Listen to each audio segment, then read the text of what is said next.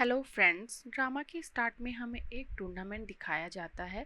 इस टाइम हमारा lead hero 13 साल का होता है और बहुत ही अच्छा टेनिस प्लेयर होता है और उसका भाई उसकी हेल्प करता है उसके साथ। लास्ट राउंड में दूसरे टेनिस प्लेयर से उसका रैकेट छूट जाता है और लिंगू के भाई को लगने वाला होता है, बट गुन उसे बचा लेता है और उसके हाथ में और सर में चोट लग जाती है। गुन फिर नरेट कर रहा होता है, उस दिन अगर मैं खुद को ना फेंकता अपने भाई को बचाने के लिए तो अभी मेरा फ्यूचर कुछ और होता और वो दिन मेरी लाइफ की बैड मेमोरी बन गई है। अब हमें प्रेजेंट का दिखाते हैं। गुन और उसकी फैमिली अमेरिका से कोरिया वापस जा रही होती है और गुन लिखकर लेने जाता है और वहाँ हमें अपनी फीमेल लीड को दिखाते हैं जिसका नाम होता है जोयुन और वो एक साइकेट्रिस्ट होती है। वो गिलास से ड्रिंक करती है और वाइन उसके लिप्स पर लग जाती है। गुन ट्राई करता है उसे बताने का, बट वो सोचती है वो उस पर लाइन मार रहा है तो वो बोलती है मेरा ऑलरेडी बॉयफ्रेंड है। गुन फिर अनार को बहुत ही बुरी तरह से खाता है और टिश्यू मंगवाता है क्लीन करने के लिए और वो जून को भी इशारा करता है कि वो भी क्लीन कर ले। तभी प्लेन में कुछ दिक्कत आती है और वो दोनों इधर उधर गिरने लगते हैं और लास्ट में गुन गिर रहा होता है तो जोयुन उसे छोड़कर अपने लैपटॉप को बचाती है और बोलती है इसमें बहुत ही इम्पोर्टेंट डाटा है और गुन को उठाने का ट्राई करती है, बट उसकी बचपन की चोट दर्द होने लगती है तो वो उसे छोड़ देती है और अपना कार्ड देकर चली जाती है और बोलती है अगर तुम्हें ये चोट मेरी वजह से लगी है तो तुम मुझे कॉल कर सकते हो। वहाँ लेटे गुन को अपने बचपन की कुछ याद आती है कि कैसे उसके पेरेंट्स उसे उसकी ग्रैंडमा के पास छोड़ के उसके भाई को लेके चले गए थे। वो उनके पीछे भाग रहा था और एक लेक में गिर गया तो उसे एक लड़की ने बचाया था और वो लड़की उसकी फर्स्ट लव होती है और वो उसे अभी भी ढूंढ रहा होता है। फ्लाइट लैंड होती है और गुन के फादर उससे बोलते हैं कि तुम अपने भाई की जगह बाहर मीडिया और लोगों से कर मिलो, तब तक हम साइड से निकलते हैं। और वो जाता है तो लोग उससे क्वेश्चन पूछते हैं। तभी एक रिपोर्टर बोलता है ये ल्यूशियन नहीं है, वो देखो वो वहाँ से जा रहे हैं। सब उसे छोड़ के उनके पास चले जाते हैं और तभी वो जोयुन से टकरा जाता है और उसका सारा सामान गिर जाता है। जोयुन हॉस्पिटल पहुंचती है और वो एक प्रोजेक्ट पे काम कर रही होती है जिसमें वो इंसान की बैड मेमोरी इरेज कर सके और वो काम अभी एक माउस पे कर रही होती है। गुन घर पहुंचता है और उसे ऐसा लगता है जैसे उसकी फैमिली में सबसे लास्ट में है और कोई इम्पोर्टेंस नहीं देता। इतना बड़ा घर होने के बाद भी वह किमची के स्टोर रूम में रहता है एंड ऑलवेज डिप्रेस ही रहता है। उसे लगता है वो डॉग के बाद आता है अपनी फैमिली में और डॉग से फाइट कर लेता है और वो उसे काट लेता है। जोयुन अपना प्रोजेक्ट के बारे में कुछ एक्सप्लेन कर रही होती है तभी उसका फ्रंट टूथ टूट जाता है और वो कुछ बोल नहीं पाती और वहाँ से भाग जाती है और न्यू टीथ लगवाती है।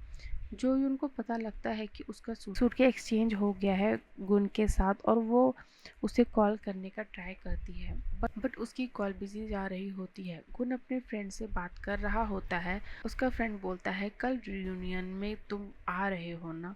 गुन बोलता है पता नहीं और फ्रेंड बोलता है अपने फर्स्ट लव का भी कन्फेस कर देना। गुन बोलता है वो मुझे कभी पसंद नहीं करेगी, बट तुम जाना तो उसके बारे में लोगों से पूछना ज़रूर। फिर वो अपने भाई की एजेंसी में जाता है और वहाँ का ऑनर गुन को बहुत ही ह्यूमिलेट करता है।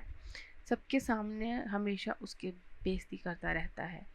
गुन अपने भाई के लिए कॉफ़ी लेने जाता है और उसे जोयुन की कॉल आती है और वो बोलता है कि इस वीक वो उसका लगेज वापस कर देगा, अपना एड्रेस सेंड कर दे और कॉल कट कर देता है। फिर वो एजेंसी कॉफ़ी देने जाता है तो मैनेजर उसे फ़ोटो कॉपी करने के लिए कुछ डाटा देता है, बट वो उससे गिर जाता है तो मैनेजर उस पर बहुत गुस्सा होता है और लोग उसके बारे में बातें करने लगते हैं। गुन के सिर में दर्द होने लगता है और हाथ में भी बहुत दर्द हो रहा होता है। वो वहाँ से किसी तरह बाहर निकलता है और हॉस्पिटल जाता है।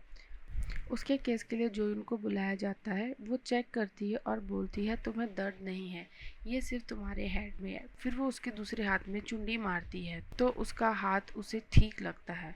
वो बोलती है तुम नैरो ट्रीटमेंट नहीं साइकिक ट्रीटमेंट करवाना चाहिए, लेकिन वो मना कर देता है और कहता है मैं नहीं कर पाऊँगा। जोयुन उसे रोकने का ट्राई करती है लेकिन वो नहीं रुकता।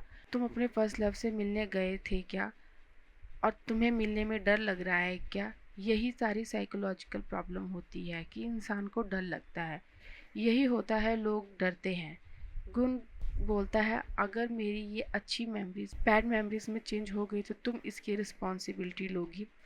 फिर उससे याद आता है कि ये तो वही गुण है जिसके साथ मेरा सूट के एक्सचेंज हुआ था।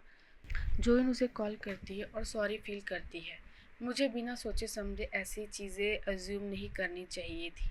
जोयुन अपनी प्रेजेंटेशन की तैयारी कर रही होती है और जिस बॉक्स में अपने रिसर्च वाले माउस को ले जाना होता है वो अच्छे से बंद नहीं होता है, लेकिन फिर भी वो उसे किसी तरह बंद कर देती है। तभी गुन का मैसेज आता है और वो बोलता है कल वो उसका सूटकेस ले आएगा।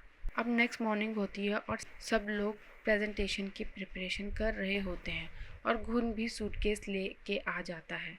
जोयुन लगेज लेने जा रही होती है और उसके जूनियर माउस को लेने जाते हैं लेकिन लॉक अच्छे से बंद नहीं होता। अचानक से वो माउस गिर जाता है और सब उसके पीछे लगते हैं उसे पकड़ने के लिए, लेकिन वो किसी के हाथ नहीं आ रहा होता।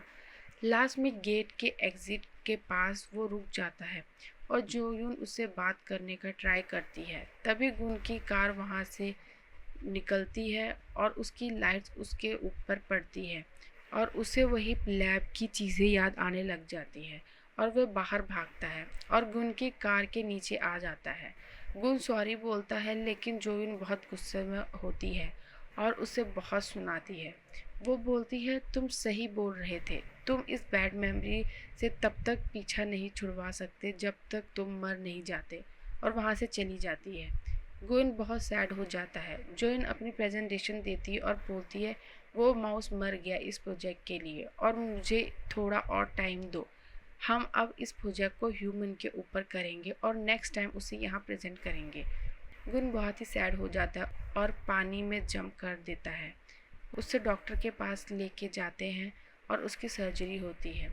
उसकी बैड मेमोरीज को मिटाने का ट्राई करते हैं। वो सब कुछ भूल जाता है, सिर्फ जोयुन को याद रखता है और उससे लगता है वही उसका फर्स्ट लव है और उसे हग कर लेता है। Thanks for watching. Next part के लिए वीडियो को लाइक और चैनल को सब्सक्राइब करना ना भूलें। इससे हमें बहुत मोटिवेशन मिलता है इस काम को करने में।